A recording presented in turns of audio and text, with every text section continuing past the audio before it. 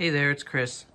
So I've been doing a lot of printing with my CR-6, and as you can see, I got quite a array of models that I've printed out. I'll go over them real quick, and then I'll discuss briefly on the things that I've discovered with the CR-6 during the time that I've been printing. So you can see up front, I got a model here of a little shuttle. It took a while. It depends on the slicer that you use, and I'll go over that in a little while. And then I printed the White House here, which you can see that the detail is really good, and I'll go over why it looks so good. And then I printed some bed pulls from Thingiverse, just something that you have to grab onto there.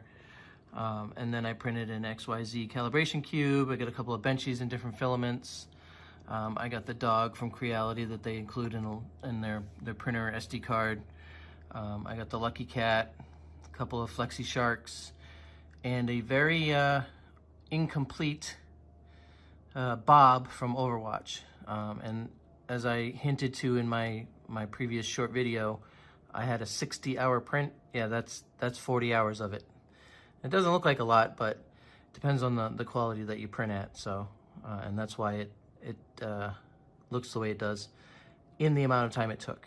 In addition, that was not the printer's fault why it failed. That was Windows' fault. It was Microsoft who decided to reboot my computer from which I was printing from. I wasn't printing from the SD card, so that was kind of my fault. And then down here I have a Raspberry Pi case that I printed that I'm going to be working with the CR-6. I'm going to start using Octoprint, hopefully get some videos started with the PiCam. I printed a new spool holder here with some bearings. It makes it roll a lot smoother. I was finding that there was binding with the original spool holder because of gravity and friction and such, and so I made sure to change that, and it's helped out a lot. I was having some issues with the filament runout sensor to where it was telling me that it was out of filament, and that wasn't the case. And I think it has partially to do with a couple of things. The amount of light that's shining on the filament runout sensor, as well as the friction of the spool and the variances in the filament itself. So it still happens from time to time. I'm really considering putting in a bypass of some sort. I like the idea of a filament runout sensor, but I very rarely print objects and models that take longer than the time I'm going to be sitting in front of the printer. And you can see over here, in between the filament runout sensor and the extruder, I have a little filament guide, and all these things I'll be including in the description of the video so that you can download and print them if you want.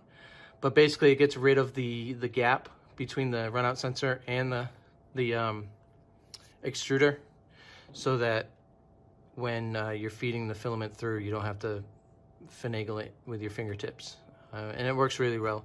You still have to twist the filament to get it through the extruder, but that guide definitely helps. And I also printed some of these things in glow-in-the-dark filament. Okay, so I closed the shades and the blinds, and I made it a little bit darker in here. I turned off the lights so you can see the glow-in-the-dark filament. You know, it's nothing special, but it's to show that the CR-6 is capable of printing in glow-in-the-dark. So you can see there it's got a little bit of a blue glow to it compared to the white. And I use the UV flashlight so that it charges up faster.